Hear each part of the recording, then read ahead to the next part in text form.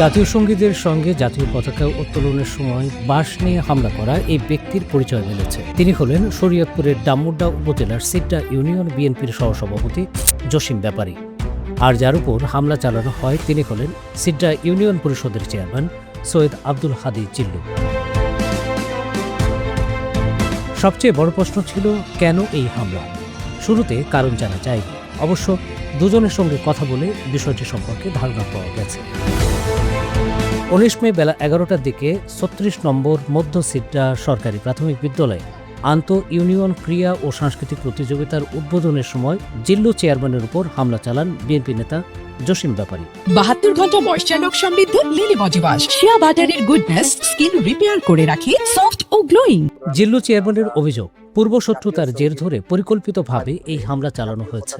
তিনি মামলা করবেন। ওই মুহূর্তে জসিম ব্যাপারী, তার ছেলে, স্কুলের পিছনের বাড়ির জসিম ব্যাপারী, তার ছেলে সিয়াম এবং তার সাথে দলবল সহ ডামুড্যার নাম বিপ্লব ব্যাপারী, এদের সহ আরো কতিপয় কিছু ব্যক্তিকে নিয়ে আমার উপরে এসে অতর্কিতভাবে হামলা চালায়। বাকিটা যা আছে আমার এখানে ভিডিও আছে, সেই ভিডিওর মধ্যে আছে। আমি আসলে কিছু বুঝে ওঠার আগেই এখানে ঘটনা ঘটে যায়। আমি মৌখিকভাবে আমার উপজেলা নির্বাহী কর্মকর্তা এবং ডামুড্যা থানার ভারপ্রাপ্ত কর্মকর্তাকে জানিয়েছি। ওসি মহোদয় ইতিমধ্যে সরজমিনে এসে দেখে গিয়েছেন। বাকিটা আমার হাতে এবং গায়ে অনেক জায়গায় টিকান লেগেছে, সেই ক্ষেত্রে আমি এখন হাসপাতালে যাব। হাসপাতালে গিয়ে তারপরে আমি দায়ের করবো। হামলার সময় বিদ্যালয় প্রাঙ্গণে শিক্ষার্থী, অভিভাবক ও অতিথিরা উপস্থিত ছিলেন। জাতীয় সঙ্গীত চলাকালীন হামলা হওয়ায় সবাই হতভম্ব হয়ে যান।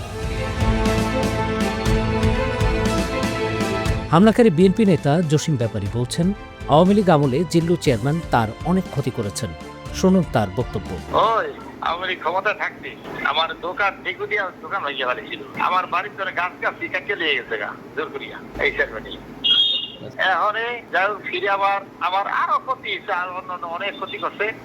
এরপরে আজকে হইলো স্কুলের যে অনুষ্ঠান করবো, ঠিক আছে। এখন যারা ক্ষমতা আছে অনুষ্ঠান করব।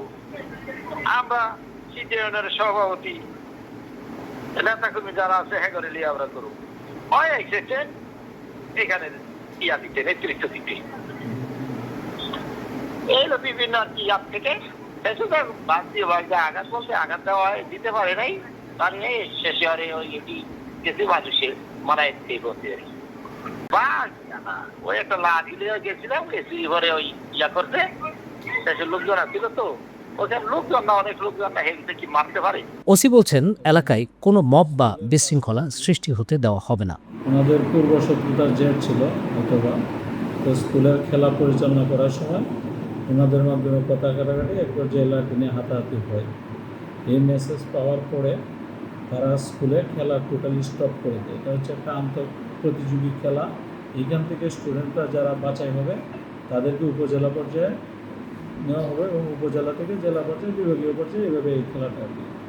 তো যেহেতু কোমলমতি শিশুরা ওরা সভাপতির মন খারাপ করছে, আমি এই মেসেজ শোনার সাথে সাথে আমি ঘটনাস্থলে যাই। ঘটনাস্থলে গিয়ে এখানে উপজেলা শিক্ষা অফিসারকে পাই এবং স্থানীয় লিডিং পার্সন, গণ্যমান্য ব্যক্তিবর্গকে পাই।